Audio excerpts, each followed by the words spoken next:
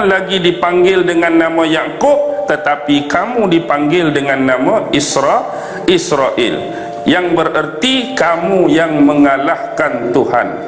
Kalau sebenar dalam bahasa Ibrani, Israel bermaksud hamba Allah, sama dengan Abdullah dalam bahasa Arab. Ni pemahaman kita tentang kalimah Israel. Tetapi Yahudi Zionis dan sebahagian besar Bani Israel masih memegang pemaknaan kamu yang mengalahkan Tuhan. Sebab tu sifat, sikap dan perangai mereka hari ini memang ke arah ciri-ciri tersebut, asyik cuba mencabar Tuhan, mencabar Allah Subhanahu wa ta'ala. Baik, kalau kita tengok 12 keturunan ni, yang paling penting Levi, Yahuza, Yusuf. Sebab dalam Taurat yang 5 ada khusus bab Levi. Sebab Levi ni salah satu keturunan yang melahirkan para nabi dan rasul. Biasa keturunan Yahuza melahirkan raja dan pemimpin. Contoh Nabi Musa, Levi. Nabi Allah Harun, Levi. Yahuza raja dan pemimpin. Contoh Nabi Allah Daud, dia jadi nabi, dia jadi raja. Nabi Allah Sulaiman, dia jadi nabi, dia jadi raja. Dua nabi ni keturunan Yahuza, tapi sebahagian besar adalah keturunan Levi. Ada juga sebahagian nabi keturunan Bunyamin. Contoh, masa zaman Nabi Musa ada seorang watak nabi yang bukan rasul, iaitu Yusha bin Nun bin Yufraim bin Yusuf alaihi salam. Nabi Yusha bin Nun, hak teman Nabi Musa tu, cari Nabi Khidir, hak tukang bawa ikan tu, dia cicit Nabi Allah Yusuf, Yusha ni. Baik, inilah keturunan asal 12 Bani Israel. Sekarang sampai kepada pengetahuan kita tentang satu kaum Yahudi yang kita panggil Yahudi Zionis. Sebenarnya siapakah Yahudi Zionis? Di sinilah pemahaman dan penelitian serta pengkajian perlu dilakukan. Adakah 12 keturunan Yahudi Bani Israel ini terlibat secara langsung, atau sememangnya tidak ada hubung kait langsung antara 12 Bani Israel dengan Yahudi Zionis sekarang? Baik, tak ada sebenarnya. Tak ada kena-mengena pun 12 Bani Israel tu dengan Yahudi Zionis sekarang. Tapi di depan ni Yahudi Zionis tak kira siapa pun boleh reka. Zionis ke Zionos ke Zionun ke. Dari serpihan mana mereka berasal kalau bukan dari 12 keturunan Bani Israel? Sebenarnya Yahudi ini adalah Yahudi yang cuba ditambah menjadikan keturunan yang ke-13. Sengaja diada-adakan, sengaja difaktakan.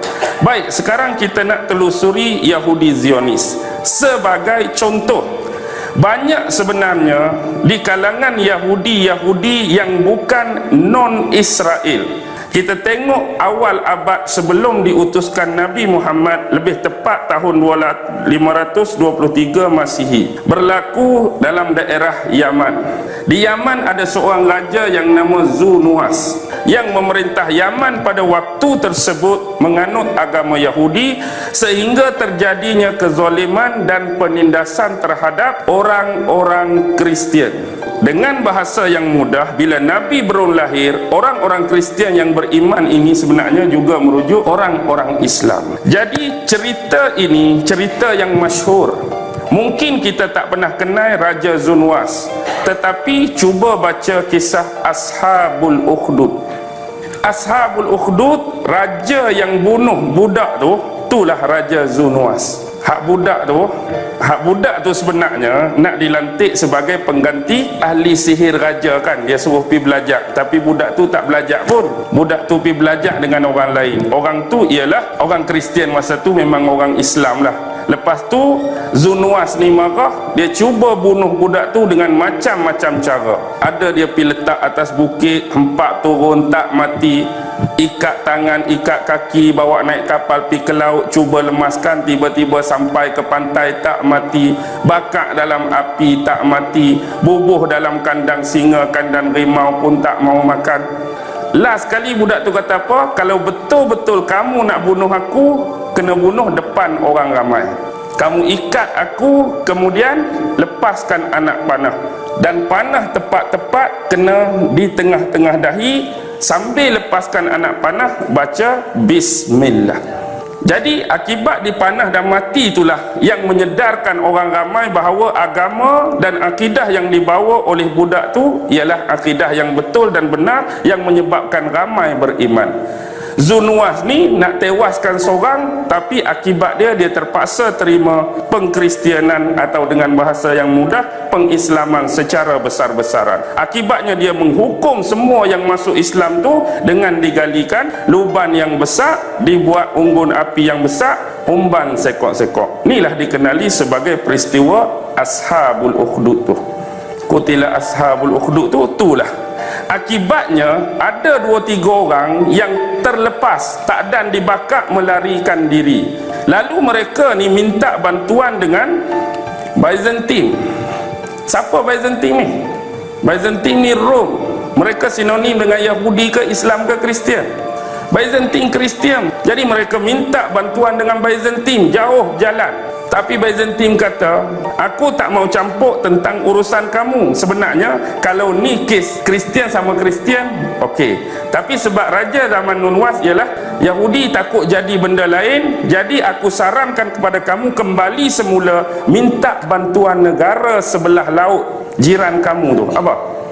Habsyah Raja An-Najasyi, agama Kristian. Minta Habsyah Najasyi tolong kamu. Jadi dengan susah payah sampai ke Ethiopia, sampai ke Habsyah. Sebab itulah berlakunya penyerangan kerajaan Habsyah terhadap Yaman. Jadi dihantar ketua panglima perang nama Aryat, pembantunya ialah Abraha. Ini nak start cerita ni. Abraha Al-Ashram. Asalnya Habsyah tak ada kena mengena dengan Yaman, tapi bila kes ni dihantar Aryat dengan pembantu dia Abraha serang Yaman, serang Raja Zunwas. Akhirnya Raja Zunwas tewas. Jadi Yaman menjadi wilayah teritori Habsyah, dijaga oleh Aryat, dijaga oleh Abraha. Di kemudian hari terjadi perselisihan dan persengketaan antara Aryat dengan Abraha. Akhirnya Aryat tewas di tangan Abraha. Jadi bila Abraha memerintah, waktu inilah dia tengok orang-orang di sekitar Jazirah Arab tu dari pelusuk penjuru dunia pergi ke satu tempat untuk menunaikan ibadat haji. Hak inilah dia cuba buat apa dekat Yaman.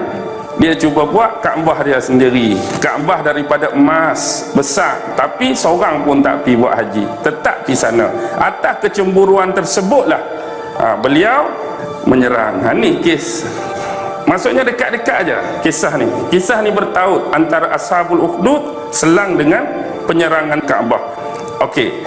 Sekarang ni kalau kira Yahudi hak duduk di zaman-zaman Zunwas tu, Yahudi Bani Israel 12 ke? No. Maksudnya dah ada Yahudi. Lebih jauh kawasan Afrika, kawasan Habsyah tu, Afrika Utara, banyak Yahudi, antaranya Jawara, nama suku Yahudi. Antaranya Nafusa, nama suku Yahudi.